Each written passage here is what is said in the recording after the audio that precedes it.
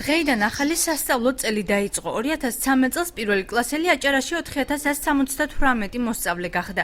საჯარო თუ კერძო სკოლებმა მათთვის და არა მარტო მათთვის დღეს საზეიმო მიღება გამართეს.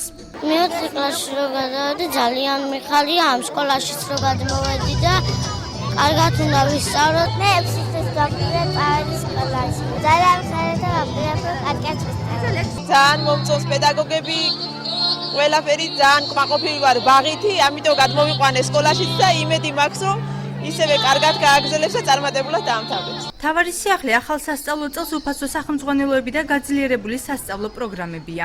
მილოსავთ პირველ ახალი მოსწავლეების მილოსავთ, ჩვენთან ახლები არიან, ახლა მოსწავლეები არიან. ახალი განათლების პროგრამა სისტემა ისე თქვით, პედაგოგური უნდა დავისხოთ ამ წელს, რომ ჩვენი ბავშვები უფრო წინ წავიდეს. წიგნის გაცემისას წელს სკოლა ხელშეკრულებას მოსწავლის მშობელთან აფორმებს. იმ შემთხვევაში თუ კი სასწავლო წლის ბოლოს მოსწავლე დაზიანებულ წიგნს დააბრუნებს, მშობელს ახალი სახელმძღვანელოს შეძენა მოუწევს. ჩვენს მოსწავლებს ერთი წლის ვადით სახელმძღვანელოს ვაძლევთ წლის ბოლოს სახელმძღვანელოები უნდა დააბრუნონ, რათა შემდგომმა თაობებმა ისარგებლონ. ეს ძალიან მნიშვნელოვანი შეღავათია ოჯახებისათვის. არის ოჯახები, საიდანაც 4-5 ბავშვი დადის სკოლაში და სახელმძღვანელოები ძვირადღირებულია. დღეიდან სასწავლო პროცესი განახლდა უნივერსიტეტებში. სწავლის დაწყება ბათუმის შოთა რუსთაველის სახელმწიფო უნივერსიტეტიდან მოსწავლეებსა და სტუდენტებს აჭარის განათლების მინისტრმა მიულოცა. პროგრამა, რომელიც ეხებოდა სკოლების მშენებლობა რეაბილიტაციას, ესეც გრძელდება. ჩვენ დღეს ვიყავი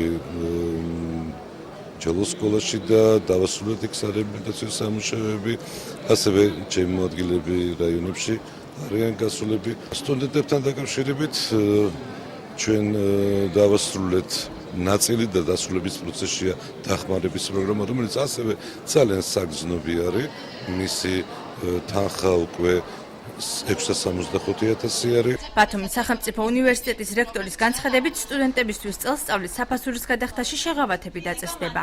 განსაკუთრებული ყურადღება წერს, ბუნებრივია გამახვიდება სწავლებისა და სწავლის ხარისხის ამაღლებასთან დაკავშირებით. განსაკუთრებული პრობლემა, რომელიც დღის წესრიგში დგას სწავლის საფასურის გადახდასთან დაკავშირებით, ეს განხორციელდება ისე, როგორ მოდელსაც თვითონ სტუდენტობა შემოგთავაზებს. ბედნიერი ვარ, რომ გავხდი ბათუმის შოთა რუსთაველის სახელმწიფო უნივერსიტეტის სტუდენტი და ვთვლი, რომ ეს უნივერსიტეტი მომცემს ისწავლას, რომ შეძლო შემდეგში პროფესიონალად ჩამოყალიბება.